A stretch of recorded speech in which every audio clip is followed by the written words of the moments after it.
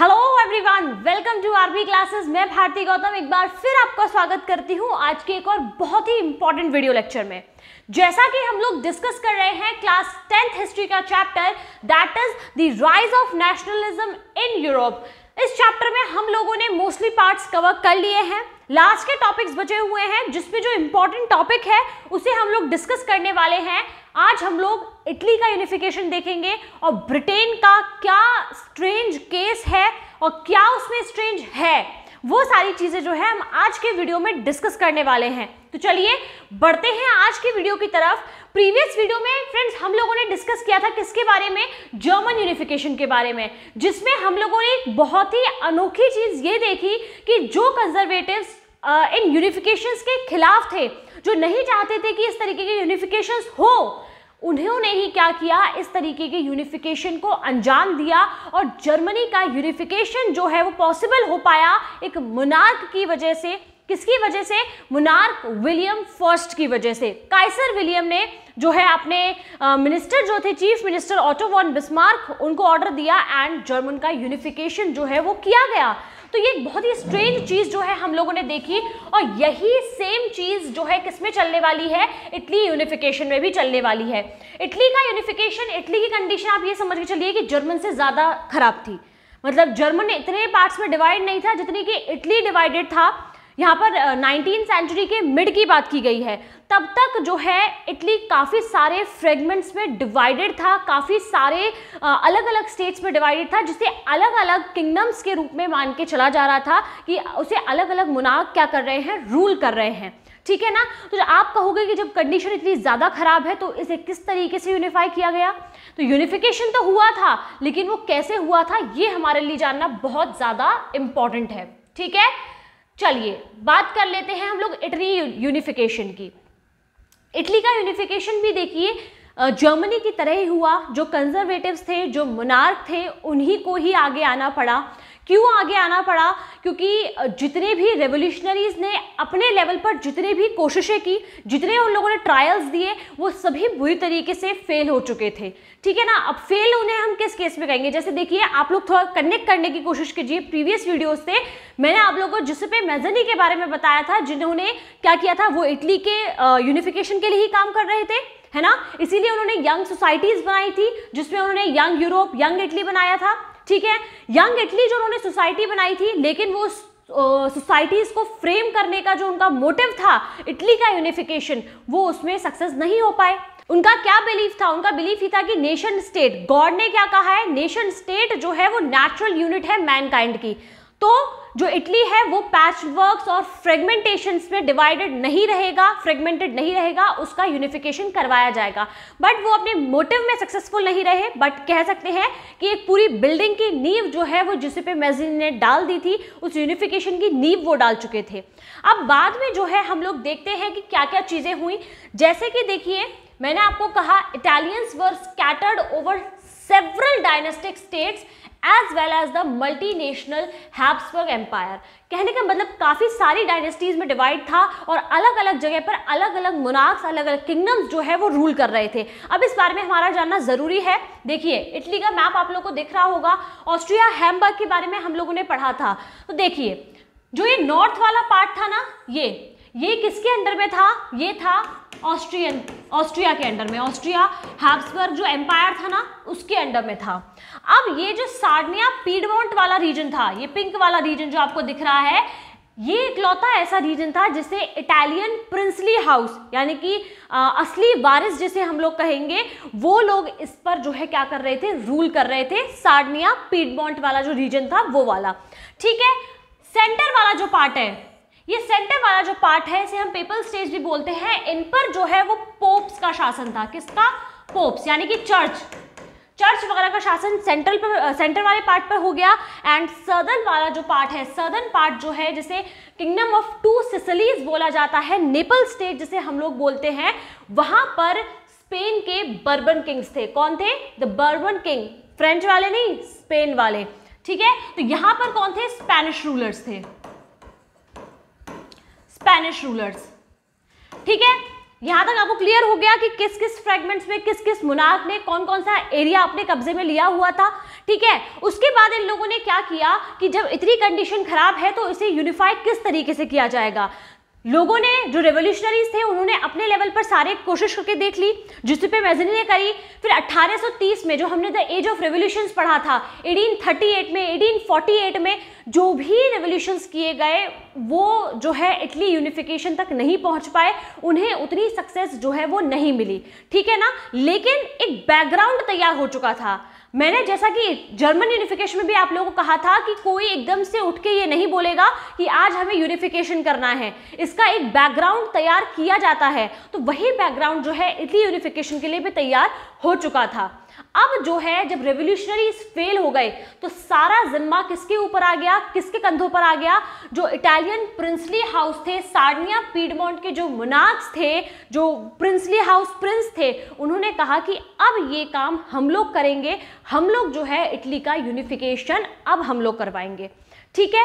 अब देखिए, जैसा कि मैंने आप लोगों को उस टाइम भी बताया था कि ये लोग क्यों करवाएंगे, इसका रीजन क्या है, ठीक है। तो हमने जैसा कि जर्मन यूनिफिकेशन में देखा था, वही सेम रीजन यहां पर भी रहेगा कि उनको पॉलिटिकल और इकोनॉमिकल डोमिनेंस चाहिए थी, उन्हें वो लेजिटिमेसी चाहिए थी कि हाँ, अगर हमने यूनिफिकेशन करवाया तो सब हमारी वाहवाही करेंगे, हमें जो है वो सारे क्रेडिट मिलने वाले हैं। तो वही पॉलिटिकल डोमिनेंस अचीव करने के लिए क्या करेंगे ये लोग, जो है पूरे इटली का यूनिफिकेशन करवाने के लिए रेडी रहेंगे।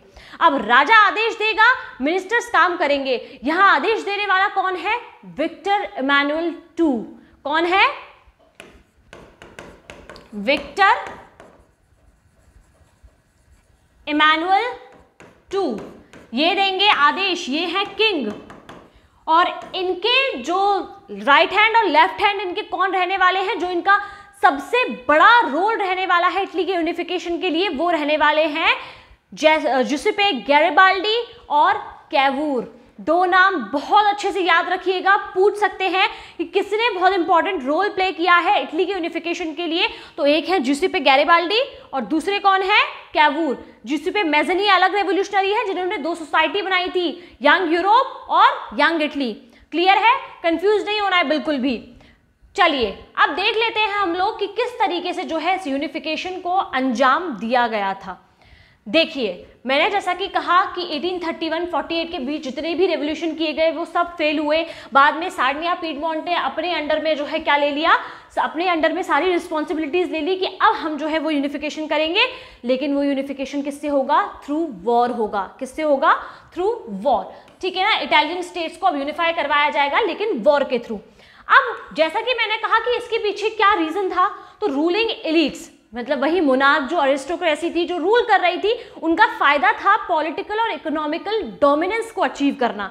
वो डोमिनेंस अचीव करना चाहते थे, इस वजह से वो लोग जो है इस काम को करने के लिए राजी हुए थे, सेम जर्मन यूनिफिकेशन की तरह जैसा हमने वहां पर पढ़ा था। क्लियर है? देखिए अब किस तरीके से किया गया। जैसा कि मैंने कहा कि दो लोग थे, एक था कैवूर और एक थे गैरिबाल्डी। अब इन लोगों ने, इन दो ने जो है सबसे इंपॉर्टेंट रोल प्ले किया। किस तरीके से किया, अब ये समझने की कोशिश कीजिए। देखिए, कैवूर जो है ना ही तो कोई रेवोल्यूशनरी थे और ना ही कोई डेमोक्रेट थे, वो थे एक एलीट ही, यानी कि जो एरिस्टोक्रेट क्लास होती है उसी क्लास से बिलोंग करते थे। उन्हें सिर्फ राजा का आदेश मिला था कि तुम्हें इटली यूनिफिकेशन के लिए काम करना है, इसीलिए वो जो है इटली को यूनिफाई करवाने का काम जो है, अपना रोल जो है वो प्ले कर रहे थे। हालांकि इटली में कोई इटालियन लैंग्वेज नहीं थी। कैवूर खुद भी इटालियन लैंग्वेज नहीं बोलते थे। वो खुद कौन सी लैंग्वेज बोलते थे? फ्रेंच लैंग्वेज बोलते थे।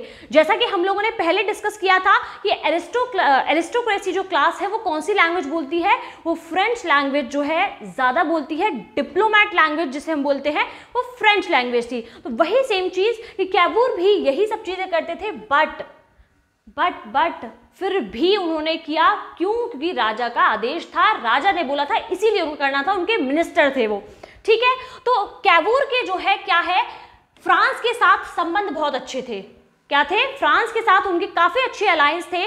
तो फ्रांस के साथ मिलकर जो है उन्होंने क्या किया, एक diplomatic alliance with France engineered by Cavour Sardinia Piedmont succeeded in defeating large number of armed force in 1859. कौन सी? ऑस्ट्रिया।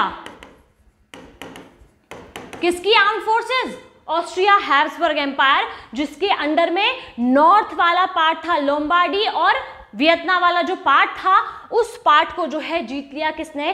सार्डिनिया पीडमोंट ने। विक्टर इमानुएल टू ने जो है उस पार्ट को जीत लिया with the help of Cavour, जिसने फ्रांस की हेल्प से क्या किया? इस पार्ट को हरा दिया और वो पार्ट जो है वो अपने कब्जे में ले लिया। ठीक है, देखिए समझने की कोशिश कीजिए। ये मैप देख रहे हो आप लोग, यहां पर इस मैप में आपको देख के पता चलेगा ये सार्डिनिया पीडमोंट वाला रीजन तो था ही इटालियन प्रिंसली हाउस के पास। अब ये वाला जो पार्ट है कैवूर की हेल्प से फ्रांस के साथ उन्होंने क्या किया? फ्रांस के साथ अलाइन हो गए, फ्रांस के साथ अच्छे संबंध थे, तो उन्होंने क्या किया? ऑस्ट्रिया हैब्सबर्ग की जो फोर्सेस थी उनको जो है वॉर में हरा दिया और हराने के बाद ये वाला जो पार्ट था इस पार्ट को क्या कर लिया? जीत लिया। कब जीत लिया? 1859 में। समझ में आया? ठीक है, तो देखिए अब ये जो नॉर्थ वाला पार्ट है ये पूरा पार्ट जो है किसके अंडर में आ गया? विक्टर इमानुएल टू के अंडर में आ गया। अब बात कर लेते हैं हम लोग सदर्न पार्ट की कि गैरिबाल्डी ने किस तरीके से जो है वो अपना रोल प्ले किया। अब देखिए जुसेपे गैरिबाल्डी के रोल की बात आ जाती है कि जुसेपे गैरिबाल्डी ने किस तरीके से अपने काम को जो है वो अंजाम दिया। तो देखिए जुसेपे गैरिबाल्डी ने क्या किया? इनने सदर्न पार्ट की तरफ अपना मूव किया। ये सदर्न पार्ट में गए और सदर्न पार्ट में जितने भी सदर्न पार्ट में रूल कौन कर रहा था? स्पेनिश किंग थे, बर्बन स्पेनिश किंग। तो उन लोगों से क्या किया? वहाँ के जो पीजेंट्स थे, वहाँ के जो नॉर्मल कॉमन पीपल्स थे, उनकी हेल्प से जो है उन्होंने वहाँ पर वॉर्स लड़े और उन वॉर्स में स्पेनिश रूलर को जो है उन्होंने हरा दिया। और लोग लड़े क्यों थे? लोग लड़े थे ताकि मतलब उनके अंदर वो नेशनलिज्म वाली फीलिंग्स को स्ट्रॉन्ग किया जा रहा था, इसीलिए वो लोग लड़ने को तैयार हुए। ठीक है ना? तो वो लोग लड़े और जुसेपे गैरिबाल्डी ने उन लोगों को लीड किया और उन लोगों ने उस पार्ट को भी क्या है अपने कब्जे में ले लिया। Armed volunteers under the leadership of Giuseppe Garibaldi. Volunteers थे, ध्यान रखिएगा, आर्म्ड वॉलंटियर्स, जो वहाँ के पीजेंट्स, किसान, जो भी छोटे मोटे वहाँ के लोग थे, कॉमन पीपल्स थे, उन्होंने ही जुसेपे गैरिबाल्डी की लीडरशिप में ये वॉर्स लड़े थे सदर्न पार्ट में इटली के।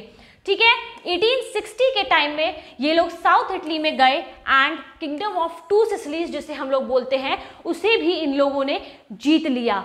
ठीक है, अब देखिए सार्डिनिया पीडमोंट वाला जो रीजन था ये इटालियन प्रिंसली हाउस के पास था। लोम्बार्डी और वियतनाम वाला जो रीजन था वो ऑस्ट्रिया हैब्सबर्ग से कैवूर ने जीत लिया था, तो वो भी इसमें शामिल हो गया। तो ये पूरा पार्ट एक हो गया। ये वाला जो southern two kingdom of two Sicilies वाला पार्ट था ये जुसेपे गैरिबाल्डी की हेल्प से ये पार्ट भी जो है जीत लिया गया। आर्म्ड फोर्सेस जो कॉमन पीपल थे उन लोगों ने क्या करा? इस पार्ट को भी जीत लिया।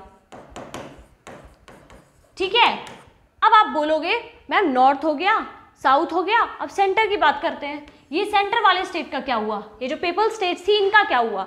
तो देखिए यहां पर जो पोप शासन कर रहे थे, जो पोप थे, उन्होंने देख लिया कि ऊपर भी कोशिश की गई लेकिन वहां भी हार गए, नीचे भी कोशिश की गई वो भी हार गए। अब इनके पास दो ऑप्शन थे, या तो लड़ ले या फिर छोड़ दें और अपने आप को सरेंडर कर दें। तो इन लोगों ने दूसरा ऑप्शन चुना और इन लोगों ने जो है वो जो आर्मी थी, इटालियन आर्मी थी, उसके सामने जो है क्या कर दिया? सरेंडर कर दिया। इन लोगों ने सरेंडर कर दिया और इसी के साथ पूरा इटली जो है वो यूनिफाई हो गया और विक्टर इमानुएल टू को जो है क्या बना दिया गया? विक्टर इमानुएल टू को यूनिफाइड इटली का किंग जो है वो घोषित कर दिया गया, वो बना दिया गया। ठीक है, चलिए इटली भी यूनिफाई हो गया, हमने देख लिया किस तरीके से इटली का यूनिफिकेशन हुआ। अब इटली बन तो गया लेकिन इटली के लोगों के अंदर जो कलेक्टिवनेस वाली फीलिंग थी, जो इटली के लोग थे, उसकी यूनिफिकेशन के बाद की क्या कंडीशंस थी उनके बारे में थोड़ा सा समझ लेते हैं हम लोग। तो देखिए इटली के जो लोग थे ना वो बहुत ही भोले भाले लोग थे। अब भोले भाले आप चाहे किसी भी सेंस में कह लीजिए, मतलब इलिटरेसी बहुत ज़्यादा थी, काफ़ी ज़्यादा लोग जो है वो क्या थे? वो इलिटरेट जो है वो देखने को मिल रहे थे। कहाँ पर? इटली में। ठीक है ना?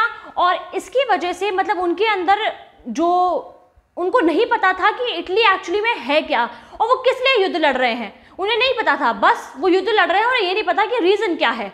उन लोगों ने कभी इटालिया का नाम ही नहीं सुना था, उन्होंने इटालिया का कभी नाम ही नहीं सुना। जब कभी लाटालिया बोला जाता था ना, ये लाटालिया, ये लाटालिया से हम लोग भारत माता बोलते हैं ना, वैसे ही लाटालिया बोला जाता था। तो लाटालिया ये लोग बोलते थे और इन लोगों को लगता था कि लाटालिया कौन है, विक्टर एमानुअल की वाइफ है। कौन है, विक्टर एमानुअल्स वाइफ। विक्टर एमानुअल बोल रहे भगवान मेरी कौन सी वाइफ आ गई, मुझे तो खुद नहीं पता। तो भाई लोग इतने भोले भाले थे कि उन लोगों को इटालिया, लाटालिया इन सब का मतलब भी नहीं पता था। इलिटरेसी रेट बहुत ज़्यादा हाई थी, उनको यूनिफिकेशन का मतलब नहीं पता था कि क्या ये चल रहा है, बस हाँ चल रहा है और यूनिफाई करवा लिया गया। अब जो है लोगों के अंदर अब काम करना जो है आगे वो शुरू किया जाएगा, उनके अंदर वो कलेक्टिवनेस वाली फीलिंग का काम करना अब यूनिफिकेशन के बाद चालू होगा। यहाँ तक सारी चीज़ें क्लियर हैं, समझ गए आप लोग इटली का यूनिफिकेशन कैसे हुआ। इटली की बाद में लोगों के अंदर इलिटरेसी बहुत ज़्यादा थी, लोगों को यूनिफिकेशन का मतलब बिल्कुल नहीं पता था। जो इटालिया लाटालिया था उसका मतलब नहीं पता था, लाटालिया को वो लोग विक्टर एमानुअल की वाइफ जो है समझते थे। क्लियर है। चलिए अब जो है हम लोग देखने वाले हैं ब्रिटेन का एक स्ट्रेंज केस। ब्रिटेन का यूनिफिकेशन किस तरीके से स्ट्रेंज है। हम लोगों ने अब तक इतनी सारी चीजें पढ़ी, हम लोगों ने फ्रेंच देख लिया, हम लोगों ने ग्रीक वॉर ऑफ इंडिपेंडेंस देख लिया, जर्मन देख लिया, इटली देख लिया, तो ब्रिटेन में क्या स्ट्रेंज होने वाला है, स्ट्रेंज होने वाला है। देखिए हम लोगों ने अब तक जितनी भी यूनिफिकेशंस देखे वो सारे के सारे रेवोल्यूशंस थे। क्या थे, सब as a result of revolution थे। हर जगह पे वॉर की गई, एक क्रांति हुई और उस क्रांति के चलते जो है एकीकरण हुआ, यूनिफिकेशन हो पाया। समझ में आया। ये सब आप सभी को पता है कि जो मैं बोल रही हूँ वो बिल्कुल ठीक है। ठीक है, अब देखिए ब्रिटेन के केस में स्ट्रेंज कैसे है। ब्रिटेन के केस में स्ट्रेंज ऐसे है कि ब्रिटेन में जो यूनिफिकेशन हुआ वो किसी भी तरीके के रिवॉल्यूशन की वजह से नहीं हुआ, लोगों ने कोई क्रांति नहीं की, but it is a movement. क्या था, इट इज अ मूवमेंट कह सकते हो आप। इंडिया का जो नेशनल है, इंडिया का नेशनल रिवॉल्यूशन नहीं कहा जाता, इंडियन नेशनल मूवमेंट्स कहे जाते हैं, क्योंकि भारत की भी जो स्वतंत्रता है वो धीरे धीरे जो है ली गई थी, ना कि कोई क्रांति करके जो है ली गई थी, है ना। अल्टीमेट लास्ट में हो जाता है, लेकिन शुरुआती तौर पे जो किया गया था वो एक धीरे धीरे कदम बढ़ाए गए थे, ना कि क्रांति की गई थी। जैसे फ्रेंच रिवॉल्यूशन हम बोलते हैं, फ्रेंच वो रिवॉल्यूशन, क्रांति हो गई, एकदम से क्रांति कर दी गई, ठीक है ना। वैसे जो है ब्रिटेन में ऐसा कुछ भी नहीं हुआ था। यहाँ पर जो है सडन अपहीवल और रेवोल्यूशन जैसा कुछ भी नहीं था। ये धीरे धीरे स्टेप बाय स्टेप धीरे धीरे काम को जो है अंजाम दिया गया था। इस मामले में ब्रिटिशर्स बड़े डिप्लोमेट्स, मतलब बहुत अच्छे से काम किया है इन लोगों ने। मतलब चाहे किसी भी जगह कॉलोनी बनाना हो, चाहे मतलब यूके में ही ये सारे काम करने हो, बहुत डिप्लोमेसी से काम किए हैं। कभी जल्दबाजी नहीं करी, मतलब कहीं कोई क्रांति नहीं करी, कोई खून खराबा नहीं किया, लेकिन काम बहुत रणनीति से करे हैं। मतलब कह सकते हो चाणक्य के असली जो शिष्य थे वो यही लोग थे, है कि नहीं। मतलब क्या डिप्लोमेसी से शासन करते थे, है ना। तो देखिए, तो ब्रिटेन का जो यूनिफिकेशन है वो एक बहुत ही लंबा जो है प्रोसीजर है, लॉन्ग ड्रॉन आउट प्रोसीजर है, जिसमें the primary identities of the people who inhabited the British Isles were ethnic ones. मतलब जो ब्रिटिश में जितनी भी ग्रुप्स रहते थे वो एथनिक ग्रुप थे, एक दूसरे से कोई जुड़ाव नहीं था। हर किसी का अपना पॉलिटिकल और और इकोनॉमिकल हर तरीके का ट्रेडिशन जो है वो काफ़ी अलग जो है वो देखने को मिलता था। अब देख लेते हैं कौन कौन से पॉलिटिकल ग्रुप्स जो है वो एथनिक ग्रुप्स यहाँ पर रहते थे। तो इंग्लैंड में देखिए, इंग्लैंड में जो है इंग्लिश रहते थे। इंग्लिश को हम लोग लैंग्वेज मानते हैं, उस टाइम पर एक एथनिक ग्रुप था, वहीं से जो है इंग्लिश लैंग्वेज इतना डोमिनेंट हुई। उसके बाद वेल्स की अगर मैं बात करूं तो वेल्श, ठीक है, यहाँ पर कौन रहते थे, वेल्स में वेल्श रहते थे। उसके बाद अगर स्कॉटलैंड की अगर मैं बात करूं, स्कॉटलैंड में स्कॉट्स रहते थे, जिन्हें हम लोग क्या मान के चलते थे, स्कॉट्स, ठीक है। और आयरलैंड वाला जो पार्ट है इन्हें बोलते थे आयरिश, क्या बोलते थे? आयरिश। तो इतने सारे ग्रुप्स जो है वो अलग अलग जो है ब्रिटेन में रहते थे और यहाँ पर हर किसी का अपना क्या था? कल्चरल और पॉलिटिकल ट्रेडिशन थे अपने अपने, किसी को किसी से कोई मतलब नहीं है। बट इनमें से एक जो है अल्टीमेटली डोमिनेंट हो जाता है और सभी के ऊपर अपनी डोमिनेंस को इम्पोज करने की जो है वो कोशिश करता है और कामयाब भी होता है, और वही प्रोसीजर हम लोग को देखना है। अब अगर आप लोग को ये कंफ्यूजन होता है मेरी तरह, जैसे मुझे भी पहले होता था, लेकिन अब मैं सॉर्ट आउट कर चुकी हूँ, मुझे समझ में आ गया है कि ग्रेट ब्रिटेन, यूके, ये ब्रिटिश आइल्स अभी आया, ये सारी चीजें क्या है। होता है कंफ्यूजन, मुझे भी पहले बहुत होता था, लेकिन एक बार मैं क्लियर कर रही हूँ तो अच्छे से देखिएगा और समझ लीजिएगा। देखिए, ब्रिटिश आइल्स जो है ये पूरा है, आप इसे पूरा मान के चलिए। ब्रिटेन के जितने भी आइलैंड हैं आसपास, सब मिला के क्या हो गया? ब्रिटिश आइल हो गया। क्या हो गया? ब्रिटिश आइल। क्लियर है? अब देखिए, इंग्लैंड, वेल्स और स्कॉटलैंड, इंग्लैंड, वेल्स, स्कॉटलैंड मिला के बनते हैं ग्रेट ब्रिटेन। क्या बन रहे हैं? Great Britain. ठीक है, और इसी में जो है ये आयरलैंड वाला पार्ट आप मिला दीजिए और इसके बाद ये बन जाएगा यूनाइटेड किंगडम यानी कि यूके। क्लियर है? समझ में आ गया? देखिए, England plus Wales plus Scotland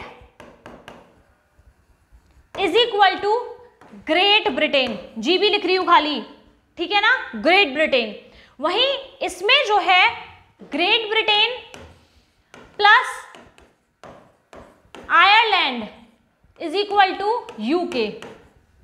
समझ में आ गया? अब तो कोई कंफ्यूजन नहीं है, क्लियर है ना यहां तक सारी चीजें? चलिए अब देखते हैं कि किस तरीके से ये सारे जो ग्रुप हैं, चलिए अब देख लेते हैं कौन सा ग्रुप जो है वो अपना पॉलिटिकल डोमिनेंस जो है वो इम्पोज करना चाह रहा था बाकी के सारे नेशन स्टेट पर। तो वो जो है इंग्लैंड का इंग्लिश पीपल वाला जो ग्रुप है, इसने जो है धीरे धीरे बाकी के जो आइलैंड थे, उनके जो नेशन स्टेट थे, उन पर अपना पॉलिटिकल डोमिनेंस इम्पोज करना शुरू किया। कैसे और क्यों? तो क्यों का आंसर देखिए, क्योंकि ये लोग काफ़ी ज़्यादा पैसे वाले हो गए थे। क्या हो गए थे? इन लोग के पास पैसा बहुत ज़्यादा आ रहा था और इसके अलावा इन लोग अपनी पावर में जो है धीरे धीरे इंक्रीजमेंट कर रहे थे, धीरे धीरे अपनी पावर को बढ़ा रहे थे। पैसा आ रहा है, पैसे से पावर बढ़ा रहे हैं। और यहाँ का जो मिडिल क्लास पीपल है, क्या है? मिडिल क्लास जो पीपल है यहाँ का काफ़ी ज़्यादा स्ट्रॉन्ग रहा है। ठीक है, अब क्यों? अब देखिए, यहाँ पर जो इंग्लैंड वाला रीजन था, मैंने आपको प्रीवियस वीडियो में बताया था, मिडिल क्लास इमर्ज हुई इंडस्ट्रियलाइजेशन की वजह से। इंडस्ट्रियलाइजेशन सबसे पहले और सबसे ज़्यादा स्ट्रांगली कहाँ पर आया?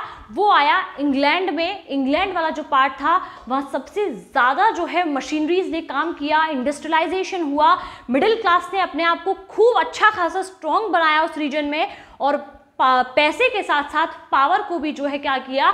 बढ़ाना शुरू किया। और उसी का फ़ायदा उठा के इन लोगों ने बाकी की जगह पर क्या करना शुरू किया? इन लोगों ने अपनी पावर को इम्पोज करना जो है शुरू किया। ठीक है, अब देखिए, सबसे जो इम्पोर्टेंट बात है, हम लोग जो पूरा टॉपिक पढ़ लेते हैं उसके बाद हम लोग को एक कन्फ्यूजन रहता है, वो रहता है वेल्स को लेकर। किसको लेकर? वेल्स को लेकर। तो देखिए, यहाँ वेल्स को लेकर कंफ्यूज नहीं होना है, मैं बिल्कुल स्टार्टिंग में बता दे रही हूँ। ये वेल्स वाला जो पार्ट है ना, ये 1228 उस टाइम पर ही, मतलब उसी के आसपास वाला जो टाइम था, उसी टाइम पीरियड में इंग्लैंड के साथ इसको जो है अटैच कर लिया गया था, कॉन्कर कर लिया गया था, और उसी टाइम पर ये इसके साथ मिल गया था। हालांकि एथनिक ग्रुप अलग रहते थे, बट आप इसे इसी के साथ अटैच मान के चलिए, तो वेल्स जो है वो इंग्लैंड के साथ ही मान के चलिएगा, अलग अलग मान के मत चलिएगा। ठीक है, तो वेल्स वाला कंफ्यूजन क्लियर हो गया। अब देख लेते हैं हम लोग बाकी के पार्ट्स। देखिए, जो इंग्लिश पीपल थे उन लोगों ने बनाई इंग्लिश पार्लियामेंट, और इसमें इस इंग्लिश पार्लियामेंट में जो इंग्लिश मेंबर थे उनकी पावर थी बहुत ज़्यादा स्ट्रॉन्ग। अब इस इंग्लिश पार्लियामेंट ने क्या किया? इसने जो मुनार्क थे उनसे जो है वो पावर छीन ली। आज भी कॉन्स्टिट्यूशनल मोनार्की है वहां पर, लेकिन चीजें कुछ बदल गई हैं। तो उस टाइम पर इन लोगों ने क्या किया, सारी पावर उन लोगों से छीन ली। छीनी कैसे? उन लोगों ने कहा कि बहुत सारे कन्फ्लिक्ट्स हुए, बहुत बहसबाजी हुई, आर्ग्यूमेंट हुए, और इतने लंबे अंतराल के बाद इन लोगों ने उससे पावर छीनी, क्योंकि वहाँ की, जैसा कि मैंने कहा, मिडिल क्लास बहुत ज़्यादा स्ट्रांग थी। उन्होंने कहा कि आप हमें दे दीजिए, नहीं तो बाद में वॉर्स होंगे, खून खराब होगा, कोई फायदा नहीं है। तो मोनार्क्स ने जो है अपने आप पावर जो है क्या कर दी, इंग्लिश पार्लियामेंट को दे दी, और इंग्लिश पार्लियामेंट के पास पावर जो है वो 1688 में पावर आ गई। क्लियर है?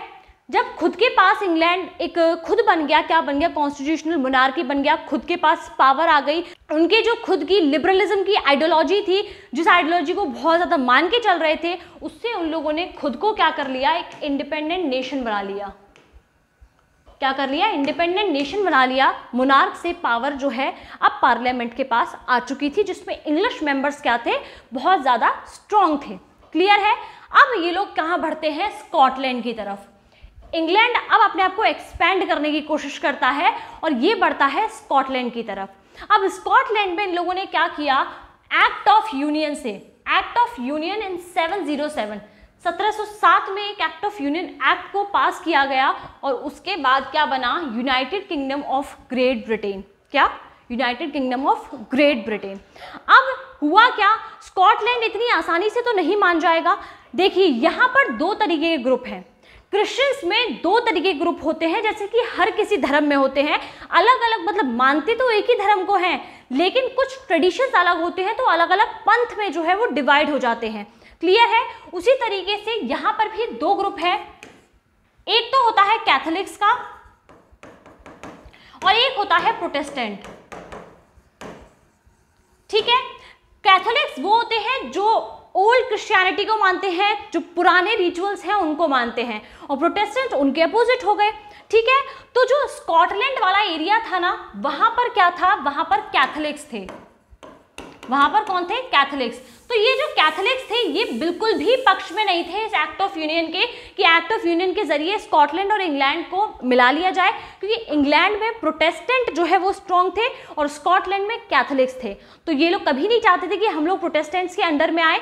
लेकिन हुआ क्या कि वहाँ पर जितने भी स्कॉटिश हाईलैंड्स थे, वहाँ पर जितने भी कैथोलिक्स थे जो अपना रिवोल्ट करते थे, रिवोल्ट के जरिए अपनी इंडिपेंडेंस को बचाए रखने की कोशिश करते थे, उनकी सभी जो कोशिशें थी उन सभी को जो है बहुत ही अच्छे से दबा दिया जाता था। उन्हें सप्रेस जो है इंग्लैंड के द्वारा कर दिया जाता था। ठीक है? और उसे दबा के और क्या किया जाता था, अंत में 1707 के एक्ट के चलते इंग्लैंड के साथ स्कॉटलैंड को मिला लिया गया और क्या बन गया, United Kingdom of Great Britain. यहाँ पर ग्रेट ब्रिटेन ज़्यादा ध्यान रखिएगा, यूनाइटेड किंगडम कम ध्यान रखिएगा। ठीक है? तो हुआ क्या, the Catholic clans that inhabited कहाँ पर, स्कॉटिश हाईलैंड में। ठीक है? suffered terrible repression whenever they attempted to assert their independence। बहुत ज़्यादा टेरिबल उन लोगों को सिचुएशन फेस करनी पड़ती थी जब जब वो रिवोल्ट करते थे अपनी अपनी इंडिपेंडेंस के लिए। ठीक है? तो अब उन लोगों को काफ़ी ज़्यादा चीज़ों के ऊपर इम्पोज किया गया, उनके ऊपर काफ़ी सारी चीज़ें थोपी गई इंग्लैंड की तरफ से। जैसे कि उनको अपनी जो लैंग्वेज थी, गैलिक लैंग्वेज, वो बोलने के लिए नहीं अलाउ किया जाता था कि आप अपनी लैंग्वेज नहीं बोल सकते। अपनी नेशनल ड्रेस आप लोग वियर नहीं कर सकते। और इसके अलावा भी अगर आप लोग स्कॉटलैंड में रह के इंग्लैंड के खिलाफ रिवोल्ट कर रहे हो तो आप लोगों को जो है एग्जाइल दे दिया जाता था, देश निकाला दे दिया जाता था, और आप लोगों को वहाँ से भगा दिया जाता था, forcibly driven out of their homeland. उन लोगों को होमलैंड छोड़ने के लिए मजबूर कर दिया जाता था। क्लियर है? स्कॉटलैंड में इतनी सारी चीज़ें करने के बाद फाइनली जो है एक्ट ऑफ यूनियन के चलते स्कॉटलैंड को क्या कर लिया गया, इंग्लैंड में मिला लिया गया और बना क्या, ग्रेट ब्रिटेन बन गया। क्लियर है? अब देखिए इसी तरीके की कुछ सेम चीज़ जो है वो किसके साथ हुई, आयरलैंड के साथ हुई। किसके साथ हुई? आयरलैंड के साथ। देखिए आयरलैंड में, ये पूरा आयरलैंड है, क्या है, ये पूरा आयरलैंड है। लेकिन जब आयरलैंड में ये नॉर्दर्न वाला पार्ट है ना, नॉर्दर्न वाला पार्ट, यहाँ पर प्रोटेस्टेंट थे। यहाँ पर कौन थे? प्रोटेस्टेंट्स थे। और नीचे वाला जो सदर्न ये वाला पार्ट है इसमें कैथोलिक्स थे। कैथोलिक्स थे। तो ये प्रोटेस्टेंट यहाँ पर है और यही प्रोटेस्टेंट इंग्लैंड में है। तो यहाँ पर ये लोग किस में थे? माइनॉरिटी में थे। कैथोलिक्स किस में थे? मेजॉरिटी में थे। इंग्लैंड क्या चाहता था? इंग्लैंड चाहता था कि ये प्रोटेस्टेंट बाकी के आयरलैंड को क्या कर ले? इंपोज कर ले, बाकी के आयरलैंड पे अपना कब्जा कर ले। तो ये लोग कब कर पाते? जब इन्हें कहीं से सपोर्ट मिलता। तो इन लोगों को यहाँ से सपोर्ट मिलने लगा, यहाँ के जो प्रोटेस्टेंट्स थे उनसे इन लोगों को सपोर्ट मिलने लगा और इस सपोर्ट के चलते इन प्रोटेस्टेंट ने क्या किया? पूरे आयरलैंड पे क्या कर लिया? कब्जा कर लिया। बहुत लोगों ने कोशिश की, जो कैथोलिक्स थे उन लोगों ने कोशिश की रिवोल्ट के जरिए कि हम लोग कैसे भी करके अपनी जो ग्रुप है उसको बचा पाए, अपनी इंडिपेंडेंस को बनाए रख पाए। तो इन लोगों ने काफ़ी सारे रिवोल्ट किए, लेकिन ब्रिटिश डोमिनेंस ने सारे के सारे क्या कर दिए? उनको सप्रेस कर दिया। एक वॉल्फ टोन का नाम यहाँ पर सुनने को मिलता है। इन्होंने भी क्या बोलते हैं, जो यूनाइटेड आयरिशमैन यहाँ पर रहते थे उनको मिला के क्या किया? एक रिवोल्ट किया अपनी इंडिपेंडेंस के लिए। लेकिन उस रिवोल्ट को जो है पूरी तरीके से क्या कर दिया गया? दबा दिया गया। और फाइनली 1801 में 1801 में आयरलैंड, कंप्लीट आयरलैंड को भी जो है क्या है इसमें मिला लिया गया। हालांकि बाद में जो है ये वाला जो पार्ट था, इस वाले पार्ट ने अपनी इंडिपेंडेंस ले ली थी, ठीक है। 1949 में ये रिपब्लिक बन गया, 1922 में इसने अपने आप को फ्री मान लिया और 49 में ये रिपब्लिक भी बन गया, ठीक है। लेकिन उस टाइम पर पूरा आयरलैंड मान के गया था, पूरा आयरलैंड एक ही माना गया था। और लेकिन इस टाइम पर ये आयरलैंड, नॉर्दर्न आयरलैंड जो है वो किसका पार्ट है? यूके का पार्ट है, ठीक है। इसको मिला के क्या बन जाता है? यूके बन जाता है। क्लियर है? समझ में आ गया? आयरलैंड ने भी बहुत प्रॉब्लम फेस की थी। आयरलैंड को जब मिलाया गया तो वहाँ के लोगों ने भी काफ़ी सारी प्रॉब्लम फेस की, बट एट दी एंड 1804 में फोर्सिबली जो है आयरलैंड को भी मिला लिया गया और इसके साथ जो है क्या बना? यूके बना। यहाँ तक सारी चीज़ें आई होप आप लोगों को समझ में आ गई हों, ठीक है। तो देखिए, न्यू ब्रिटेन बन के तैयार हो गया। अब न्यू ब्रिटेन के क्या क्या सिंबल्स थे? एक नंबर में क्वेश्चन आप लोगों से डेफिनेटली पूछा जा सकता है और आपको बताना पड़ सकता है, या फिर जब आप लोगों से 3 या 5 नंबर में ब्रिटेन के बारे में क्वेश्चन पूछा जा रहा है तब भी आपको ये चीज़ें लिखनी पड़ेंगी। क्लियर है? मैं ना एक्चुअली आपको पॉइंट्स में इसीलिए लिख के देती हूँ ताकि आप लोग क्या कर सको, अपने आंसर्स को बहुत बेहतर ढंग से लिख सको, है ना। तो अगर आपको इन सब की PDF चाहिए, ये कंप्लीट PDF अगर आप लोग को चाहिए तो आप लोग मुझे कमेंट्स में बताइए। जितने ज़्यादा कमेंट्स होंगे आप लोगों को मैं PDF उतनी जल्दी प्रोवाइड करूँगी। टेलीग्राम ग्रुप्स के लिंक आपको डिस्क्रिप्शन बॉक्स में मिल जाएंगे, तो वहाँ से आप लोग पहले टेलीग्राम चैनल को ज्वाइन कर लीजिए एंड आफ्टर दैट उस ग्रुप में आपको इसकी PDF मिल जाएगी। But first I need comments. आप लोग मुझे कमेंट्स करेंगे पहले, जितने ज़्यादा कमेंट होंगे आप लोग को उतनी जल्दी जो है PDFs मिलते जाएंगे जो मैं पढ़ा रही हूँ। प्रीवियस चैप्टर जो मैंने आपको रिसोर्सेज एंड डेवलपमेंट पढ़ाया है उसकी भी आपको PDF मिल जाएगी, बट आप लोगों को कमेंट्स करने पड़ेंगे, ठीक है। और वीडियो को लाइक भी करना पड़ेगा। चलिए, तो ब्रिटेन के, न्यू ब्रिटेन के सिंबल क्या है? पहला है नेशनल फ्लैग, जो नया नेशनल फ्लैग बना जिसे हम लोग यूनियन जैक कहते हैं। क्या कहते हैं? Union Jack. देखिए, ये इंग्लैंड का है, ये स्कॉटलैंड का है। ये फ्लैग इंग्लैंड का है, ये स्कॉटलैंड का है। जब ये दोनों मिले तो फ्लैग क्या बना? कुछ ऐसा बना, कुछ ऐसा फ्लैग था। लेकिन जब इसमें आयरलैंड भी मिल गया तो ये कुछ ऐसा फ्लैग बन के तैयार हुआ जिसमें इन तीनों ही फ्लैग्स की क्या है, आपको कुछ अंश जो है देखने को मिल रहे हैं, ताकि सभी लोग जो है वो इस फ्लैग से कनेक्टेड फील करके उनके अंदर एक कलेक्टिवनेस वाली जो आइडेंटिटी है, जो फीलिंग है, वो और ज़्यादा स्ट्रॉन्ग हो, ठीक है। इसके अलावा नेशनल एंथम बनाया गया, God save our Nobel king. ये टाइटल है, तो टाइटल याद रखिएगा, एक नंबर पे पूछ सकते हैं कि ब्रिटेन के नेशनल एंथम का टाइटल क्या है, तो God save our Nobel king, ठीक है। इसके अलावा जो इंग्लिश लैंग्वेज थी उसको काफ़ी ज़्यादा एक्टिवली प्रमोट किया जाने लगा हर सिटी के अंदर। जो स्कॉटलैंड है, वेल्स है, इंग्लैंड है, इंग्लैंड में तो खैर है ही, जो आयरलैंड वाला पार्ट है, इन सभी पार्ट्स में इंग्लिश को काफ़ी ज़्यादा एक्टिवली प्रमोट किया जाने लगा। और इस तरीके से हम लोगों ने ब्रिटेन के जो स्ट्रेंज यूनिफिकेशन है, स्ट्रेंज सिर्फ इसलिए कहा गया क्योंकि इसमें किसी तरीके के वॉर्स, खून खराबा, रेवोल्यूशंस नहीं हुए थे, यहाँ पर कोई सडन अपहीवल नहीं हुआ था, बल्कि ये एक लॉन्ग रन आउट प्रोसीजर था, काफ़ी लंबा चलने वाला काम था, जिसे काफ़ी डिप्लोमेसी के जरिए, काफ़ी डिप्लोमेटिक तरीके से जो है क्या किया गया, अंजाम दिया गया। आई होप यहाँ तक आपको सारी चीज़ें क्लियर हो गई होंगी।